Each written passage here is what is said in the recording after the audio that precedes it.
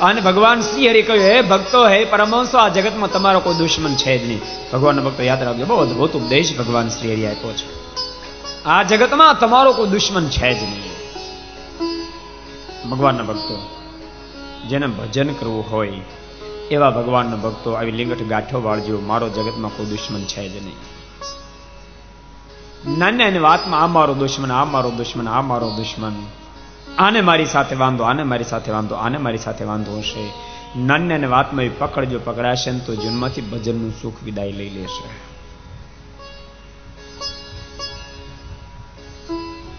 યાદ રાખજો, રજોગુણ જ્યારે વર્તતો હશે ને ત્યારે જગત મિત્ર હશે તો આપણને દુશ્મનના સ્વરૂપમાં એના દર્શન થશે. અને સતોગુણ જ્યારે વર્તશે ને ત્યારે જગત દુશ્મનાવટ કરવા જશે ને તો આપણને મિત્ર જ લાગશે. જીવનની અંદર ઠેર ઠેર દુશ્મનાવટ ન માંડો, બધાને દુશ્મન ન સમજો. કોઈને જે દુશ્મન ન સમજે ભજન કરી શકે. અમુક ને કેવું નાની નાની વાત એમ જ મને બસ આ મારો દુશ્મન, આને કાંક મારી સાથે વાંધો છે. શક્ય છે ઓલાને કલ્પનાય ન હોય, ઓલાને કલ્પનાય ન હોય.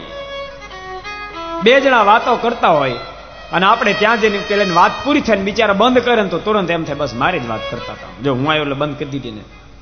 તે ભલે ને કરે, એમ માન લે ને ભલે ને કરે તો ચિંતા વહી જશે. યાદ રાખજો, નિંદા જતી રહેશે ને તો કાંઈ ચિંતા થશે ને કાંઈ નિંદા થશે અને પરિણામે જીવાત્માની અંદર તમોગુણ વ્યાપી જશે, ભજનનું સુખ વિદાય લઈ લેશે. જીવનની અંદર કોઈની સાથે દુશ્મનાવટ નહીં.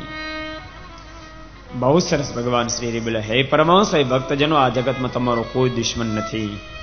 તમારા કોઈ દુશ્મન હોય તો ઓળખો, એને ડામવાનો પ્રયાસ કરો. લોભ, કામ, સ્વાદ, સ્નેહ, માન, આ તમારા ભયંકર દુશ્મનો છે. એને ઓળખીને એને ડામો.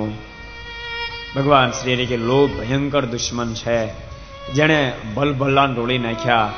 અરે ભગવાનના ગુરુ વશિષ્ઠજીને પણ રોળ્યા છે.